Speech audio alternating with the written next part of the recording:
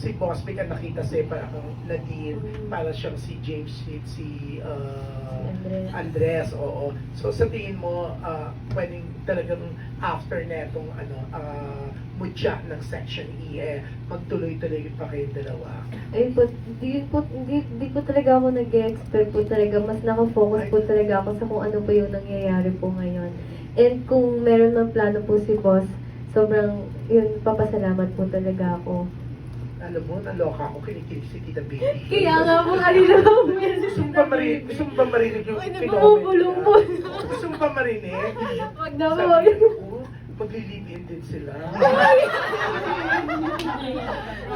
Pero anyways, congratulations. Kasi talaga naman, from the launch pala, diba, doon sa Viva Cafe, kitang-kita na talaga yung lakas ng chemistry yung dalawa Salamat ni po. Andres, diba? So, congratulations. Thank you po. Thank you po.